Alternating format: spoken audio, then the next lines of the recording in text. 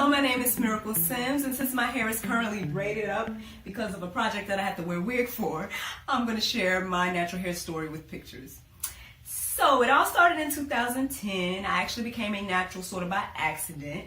I guess it was more of an economical decision for me at the time because it didn't make sense for me to continue to get perms when I was just going to cover it up with a wig or a weave.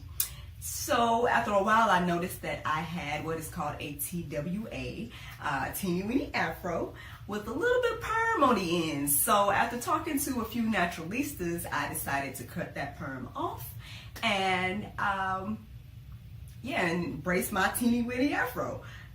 It was actually something I did myself with a pair of scissors, and I had no problem with that. I actually felt quite liberated by it. But it did cause a little bit of controversy in my family because I guess it's taboo to cut your own hair and all this stuff. So yeah, I had to deal with a lot of opinions. But at the time I was living in Florida, so it really didn't make me know, never mind. So here I was, rocking my TWA. And yeah, loving it, I guess. I was learning my hair for the first time, washing it, conditioning it, all that. Learning my hair, learning how it felt, what it looked like, what to do with it, And so, a little bit after that, I started to notice growth, after taking care of my own hair. So I was kind of proud of that. I was actually keeping up with my length checks and, seeing where it was and everything like that. But as life happens, I had a bit of a transition that happened in my life that led me to have to move from Florida to back home to Georgia. So the unsolicited opinions that I had to, or that I could ignore when I was in Florida, I had to kind of, I was now surrounded by it. So at the time I decided to just get sew-ins and things like that to kind of quiet some of the noise. And during one of those experiences, I got what is called a quick weave, and it actually took my sides out.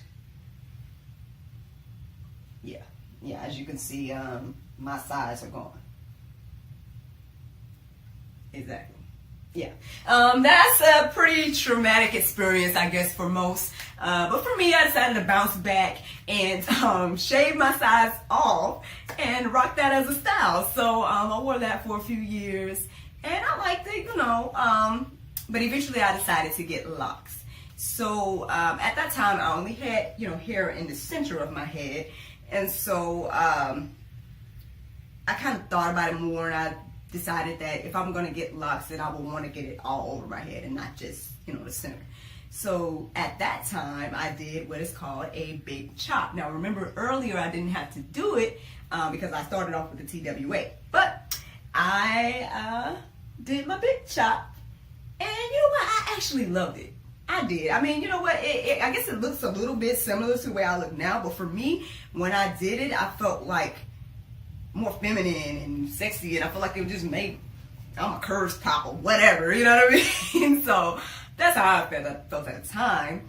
But next thing I knew, teeny weeny afro again. So soon as that happened, I did go get my hair locked, and so I started off with my hair like this. Those are my little teeny weeny locks.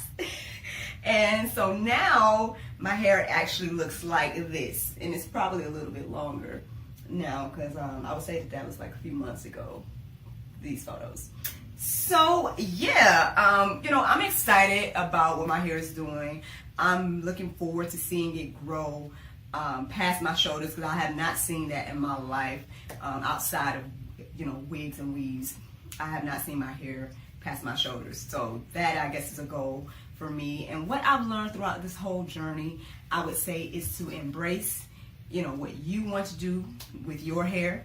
Don't be led by unsolicited opinions and things like that. Because at the end of the day, it's your hair, it's your decision.